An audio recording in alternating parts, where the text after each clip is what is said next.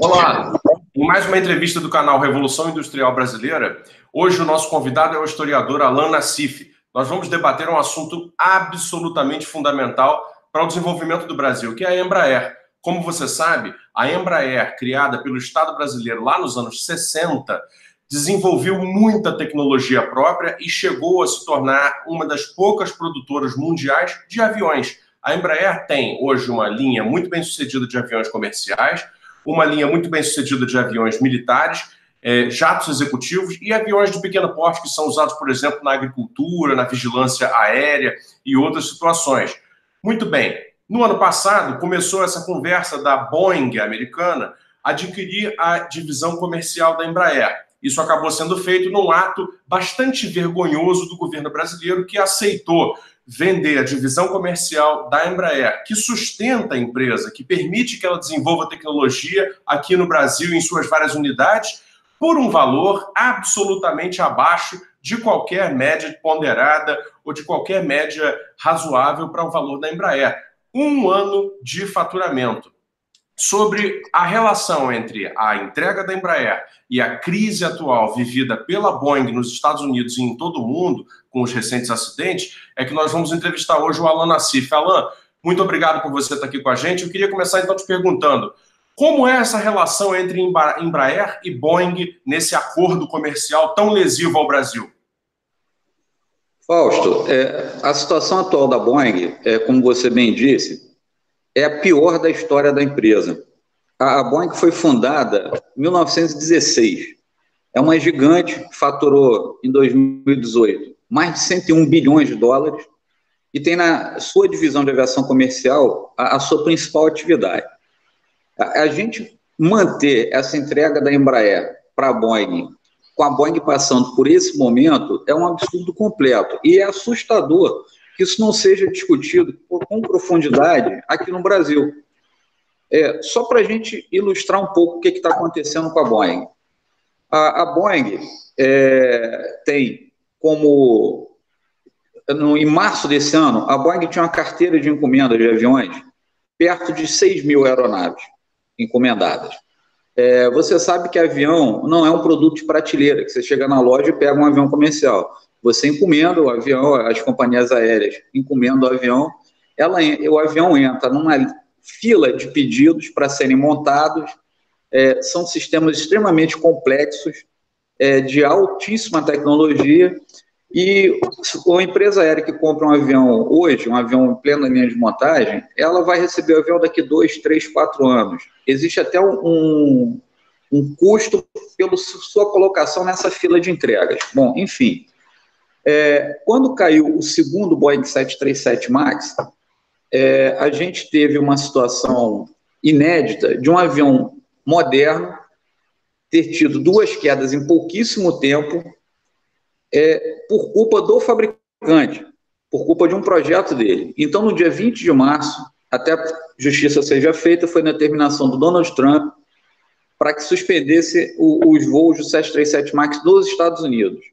Em outros locais, já havia sido proibido o voo do 737 MAX. Então, tinham cerca de 400 aviões entregues ou prontos. E a Boeing estava numa cadência de 50 aviões por mês entregues para chegar a mais de 60, ou seja, 2 aviões entregues por dia, 737 MAX. Desses quase 6 mil aviões encomendados que a Boeing tinha, 80% eram 737 MAX. Ou seja, de cada 4 aviões que a Boeing tem previsto entregar nos próximos anos, 4 estão com esse problemão, que é o 737 MAX. Então, você tem um custo gigantesco para a Boeing, obviamente, para as companhias aéreas, porque elas perdem o planejamento da rota. Você sabe, o 737 é um avião projetado para escalas curtas, em torno de 160, 180, 200, até 230 passageiros. Então, exemplificando aqui no Brasil, ele é basicamente usado em voos domésticos. Por exemplo, a Gol tem toda a sua frota padronizada da geração anterior do 737. Quando qualquer um que está nos assistindo aqui chega no aeroporto para fazer um voo, por exemplo, de São Paulo para Brasília, é fácil perceber quando você chega no aeroporto, o avião que você vai embarcar, ele acabou de chegar vindo de outro trecho desse, aí quando ele chega de São Paulo para Brasília, ele faz outro trecho, então assim, são inúmeros trechos que cada avião faz por dia, carregando aí 180 passageiros, 170, 180, 200 passageiros em média. Tem aviões que fazem 10, 12 trechos desses por dia, até mais.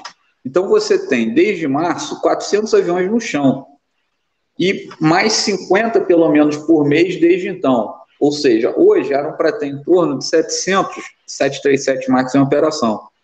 Então você imagina o prejuízo que isso causa para as companhias aéreas que encomendaram o 737 MAX e que a Boeing, evidentemente, vai ter que cobrir. Por exemplo, a maior operadora de 737 na Europa, a Ryanair, ela tem uma encomenda de 135 737 MAX.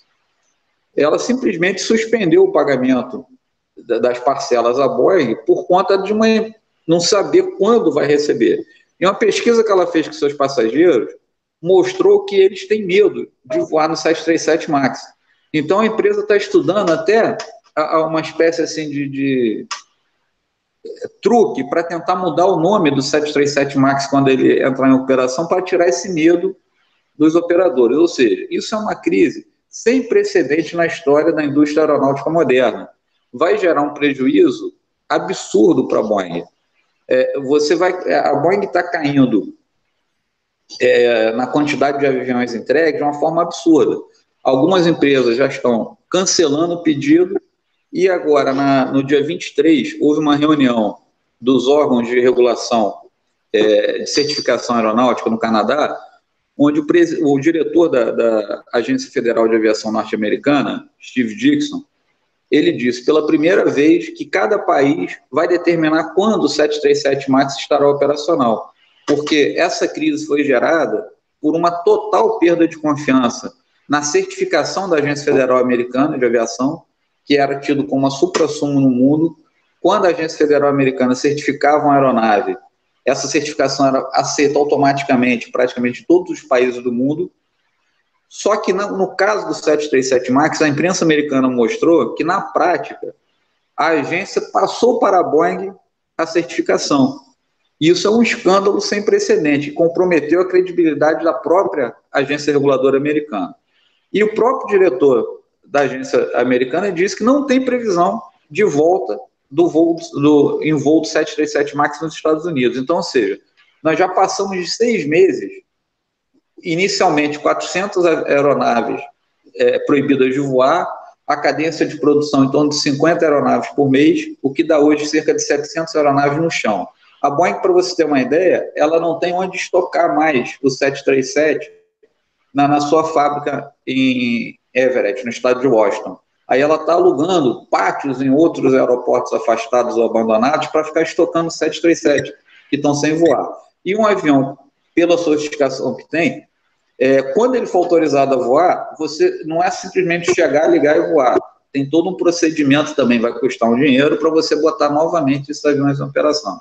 Ou seja, a Boeing passa por uma crise sem precedentes na indústria aeronáutica moderna, em cima exatamente do projeto que é responsável por 80% da sua carteira de encomendas. Alain, e aí nesse momento o que acontece é que nós temos uma empresa brasileira que conseguiu a façanha de, num país em desenvolvimento, produzir aviões comerciais de médio porte, que são os famosos E-Jets, né, dos quais talvez o mais conhecido seja o E195 da Embraer, produzido aqui no Brasil, arquitetando vários sistemas diferentes, né, e, portanto, conseguindo uma engenharia de altíssima sofisticação. Até onde eu sei, na Embraer trabalham mais de 4.000 engenheiros, todos eles muito bem formados aí pelo ITA, pelo CTA, que são instituições também nacionais que sempre contribuíram com o desenvolvimento tecnológico aí da aeronáutica e do aeroespacial brasileiro. E eles já estavam num momento do desenvolvimento dentro da Embraer em que até, por exemplo, componentes muito sensíveis que antes eram importados, como o trem de pouso, já estavam começando a ser produzidos dentro das suas unidades aqui no Brasil. Isso representa, obviamente, um potencial de crescimento econômico, um potencial de crescimento do capital humano na sociedade brasileira imenso. E aí toda essa divisão de aviação comercial, que é responsável, se você me corrija se eu estiver errado, por sustentar o restante da empresa nas suas outras atividades, é praticamente entregue num acordo comercial de 80%, 20%, né, em que o 80% é da Boeing, né, por um valor completamente irrisório, né? E cria-se uma nova empresa, entre aspas, que é a tal da Boeing Brasil, e essa Boeing Brasil, então, passa a ter domínio sobre a nossa tecnologia, sobre os nossos aviões, e vai passar, portanto, a ser capaz de, primeiro, embolsar o dinheiro das vendas, segundo, resolver o seu próprio problema na aviação comercial de médio porte, no problema do 737 MAX. Como você analisa, então, a coincidência de tempo entre a entrega da divisão comercial da Embraer e a crise da Boeing, na perspectiva até, quem sabe, de um sumiço da divisão comercial da Embraer? Como é que se vê isso? Fausto, a história da aviação mostra que quando existe uma aquisição de uma outra empresa, a empresa adquirida some. Você tinha a Fokker, não existe mais, a Airbus comprou. Você tinha a McDonnell Douglas, não existe mais, a Boeing comprou e por aí vai. Ao longo da história, a lógica é essa. Bom, nesse caso específico, nós estamos falando a divisão de aviação comercial da Embraer, ela é responsável pelo faturamento direto de entre 55% e 60% do faturamento da Embraer. Indireto, um pouco mais, porque parte do faturamento dado em manutenção vem da aviação comercial, dos aviões comerciais produzidos pela própria Embraer. E mais importante que isso, ela é responsável por 90% do lucro da Embraer. Então, você está abrindo mão do fôlego que a Embraer tem para desenvolver novos projetos, além da excelente equipe técnica que a Embraer tem. A Embraer é reconhecida mundialmente por um centro de excelência nos seus produtos, por um capricho na sua produção. A Boeing, ao contrário, nós falamos do 737 MAX, que é o maior problema da história da aviação comercial moderna. Mas a Boeing não tem só esse problema.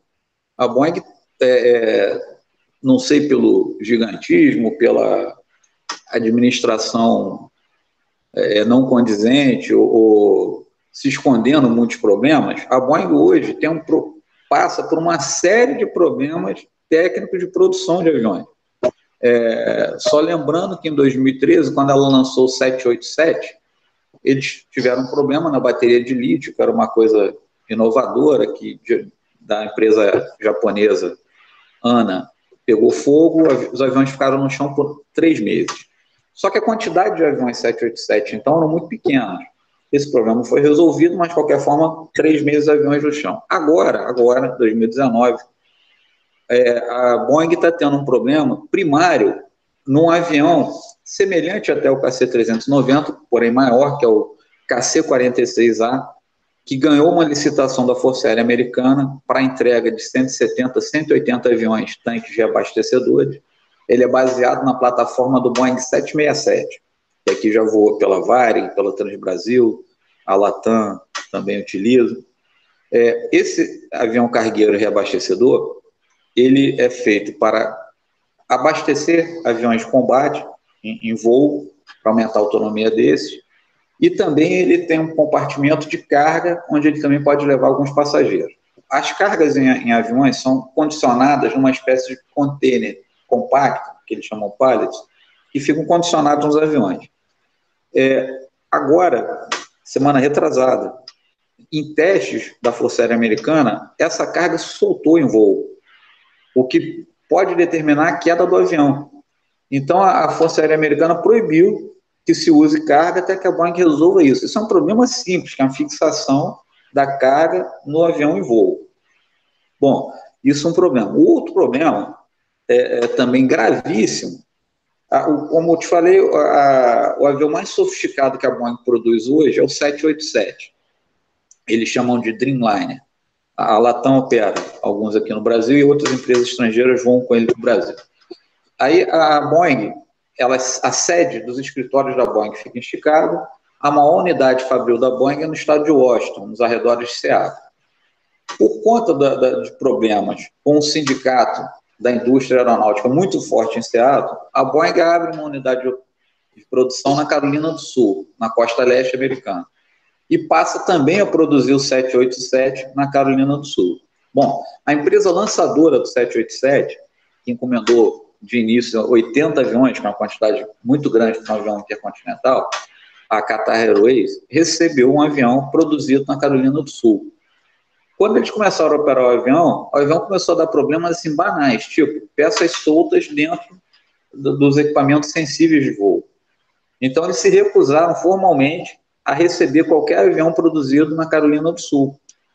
Isso seria um escândalo. E como o Brasil está vendendo a sua joia da coroa tecnológica para a Boeing, esse tipo de problema de produção, de falta de capricho, de cuidado na produção de um produto tão sensível, tinha que estar sendo discutido aqui. Porque você está... a Embraer é literalmente a joia da coroa da nossa indústria, e é que exporta produtos mais sofisticados, em grande quantidade, lidera o mercado nos aviões até 130, 140 lugares, ela é líder mundial no mercado. As empresas americanas, mesmo, de voos regionais, a Embraer tem mais de 600 aviões voando nas empresas americanas. As maiores empresas europeias, na sua parte de aviação regional, operam jatos da Embraer. E você vender Embraer para a Boeing nesse momento é um absurdo completo, porque, na verdade, aqui é feito um discurso, a Embraer vai ganhar muito em tecnologia. Não, a Boeing vai ganhar em tecnologia, em know-how, em equipe preparada. Então, isso realmente é algo lesivo ao interesse nacional. Porque o que acontece? É a pergunta que a gente tem que fazer. Quem ganha com esse negócio? Quem ganha com esse negócio, obviamente, é a Boeing. E alguns controladores da Embraer, evidentemente. Mas eles não têm o menor compromisso com o Brasil, é apenas o lucro pelo lucro, e eles não tiveram nenhum esforço ou participação no processo de construção da Embraer, que, como você disse, tem lá do final dos anos 60, começou com Bandeirante, feito para a Força Aérea Brasileira, com um sucesso, e daí ela foi elevando seu grau tecnológico, a gama de produtos, hoje chegou a ser, como é hoje, a terceira maior produtora de aviação comercial do mundo. Você abrir mão da empresa, que é a terceira maior produtora de jatos comerciais do mundo, não existe.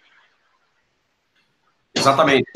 Fica aqui, inclusive, um chamado, né, à sensibilidade daqueles militares da Força Aérea Brasileira que talvez venham assistir esse vídeo, esse debate, e outros vídeos e outras entrevistas que já foram feitas aí com personalidades do Brasil a esse respeito, para que se pronunciem. Ainda dá tempo, através das ações judiciais que estão aí, ainda dá tempo de reverter esse ato completamente comprometedor do futuro do Brasil em termos de produção, de tecnologia, de agregação de valor. Não é um assunto menor.